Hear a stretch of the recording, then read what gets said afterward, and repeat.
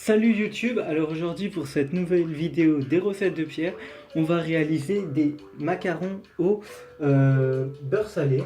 Alors pour commencer, pour la garniture, il vous faut 280 g de sucre semoule, ensuite 130 g de crème liquide entière, puis 200 g de beurre salé d'assez bonne qualité, c'est mieux. Ensuite, pour la pâte à macarons, donc pour réaliser les coques, on va réaliser un temps pour temps. Donc 200 g de poudre d'amande, 200 g de sucre glace, puis 75 g de blanc d'œuf, donc qu'on mélangera avec le temps pour temps. Et ensuite, on va utiliser 75 g de blanc d'œuf qu'on va monter pour réaliser une meringue. Donc pour cette meringue, en plus des blanc d'œuf, on aura besoin aussi de 200 g de sucre semoule qu'on va cuire avec un peu d'eau à 118-119 degrés. Et ensuite, on va tout simplement l'ajouter dans les blonds qui seront en train de monter. Ensuite, on aura besoin pour colorer cette pâte de macaron d'extrait de café liquide qu'on va utiliser comme colorant. Donc voilà, alors on va commencer avec les coques. C'est parti. Donc voilà, pour commencer la meringue, on va lancer les blancs plutôt doucement, donc c'est parti.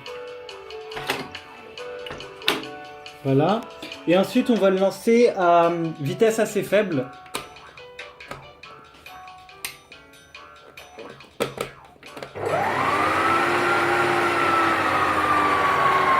Et en attendant, on va lancer tout simplement le sucre qui est en train de cuire.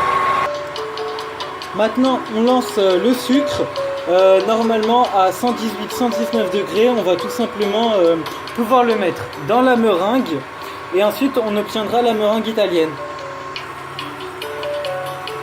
Donc voilà, le sucre est à 118-119 degrés. On va pouvoir l'ajouter aux blancs qui sont en train de monter. Donc voilà, on ajoute tout doucement le sucre dans les blancs. Et après on va mettre à fond.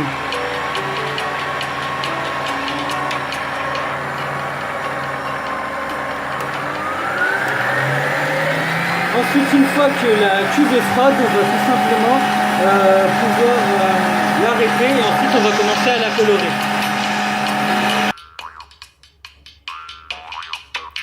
Donc voilà, le cul de poule est froid, du coup la meringue est prête et on peut commencer à la colorer. Donc je rappelle que pour colorer la meringue, on va utiliser de l'extrait de café liquide, voilà, de la marque Vainé. Donc c'est parti. Alors on va commencer à mettre un peu à vitesse 1.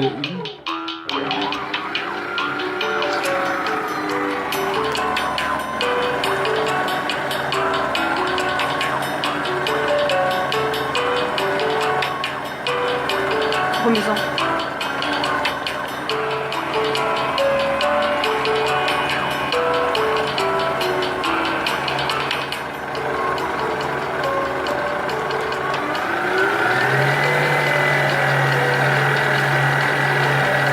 On en rajoute un peu, c'est pas assez coloré.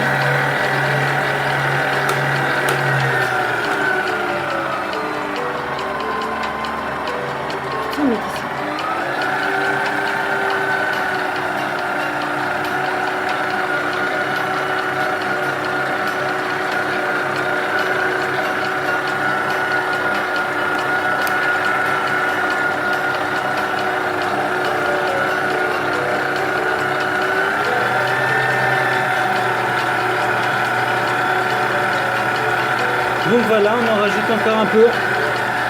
Ça manque de couleur.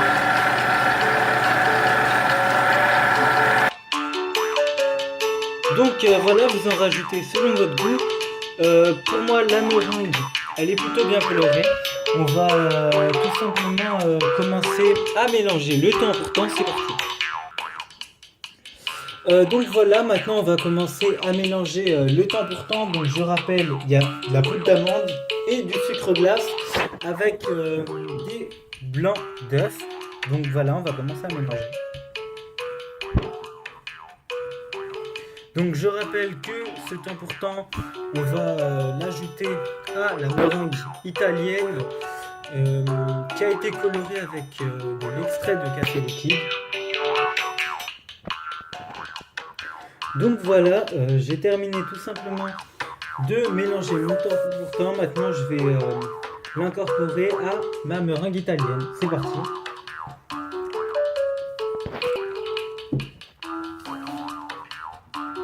Voilà.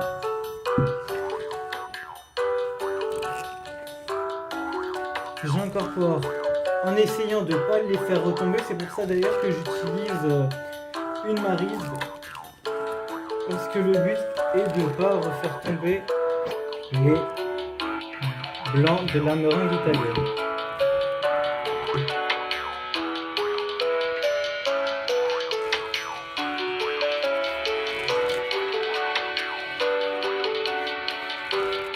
Normalement, une fois que le mélange est homogène, les blancs auront fini d'être montés.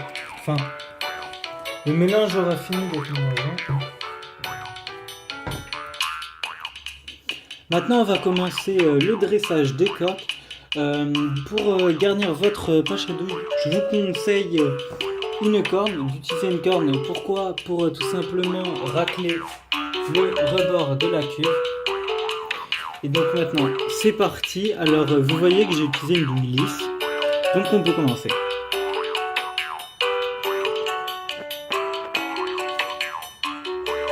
Le but, c'est d'essayer de faire des coques de la même taille.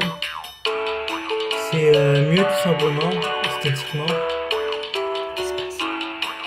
Ensuite, on va le faire en quinconce, comme ça, pour rester organisé dans le dressage. Et ça peut aussi nous aider à faire des coques de la même taille. Donc voilà, on continue. On continue. Après, surtout, il ne faut pas oublier le croûtage. Alors, ça va servir à quoi? Ça va servir à faire développer une collerette et à avoir un peu une différence de texture. Ça va être un peu plus croustillant. C'est pour ça qu'il ne faut surtout pas l'oublier. Donc voilà, j'ai presque fini la plaque.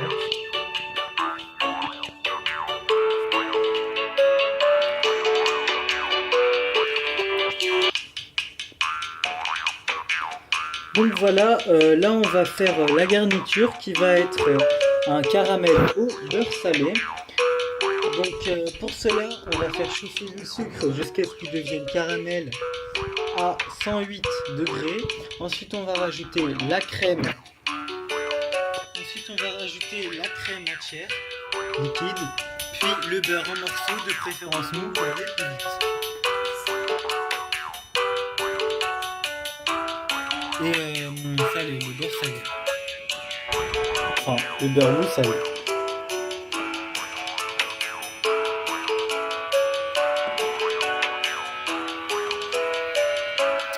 Alors c'est mieux d'utiliser un thermomètre parce que juste se référer à la couleur, ça peut être un peu risqué. Vous risquez de rater le caramel. Donc moi je mets du thermomètre comme ça à 108 degrés, il n'y a pas de problème.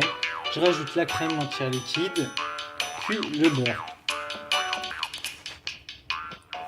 Donc voilà, le caramel commence à avoir une bonne couleur. Donc ce que je vais faire, c'est que je vais rajouter la crème liquide entière. Alors il faut faire super attention parce que ça risque de trisser. Donc voilà. Là, ça pas trisser.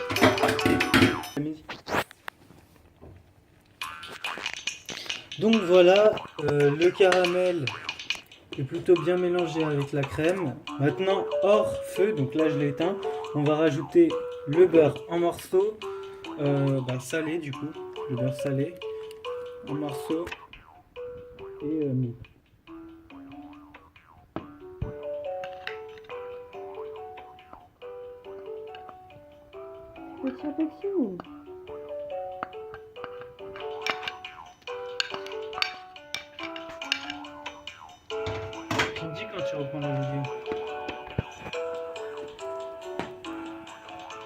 Donc voilà, je mélange, j'enlève du feu.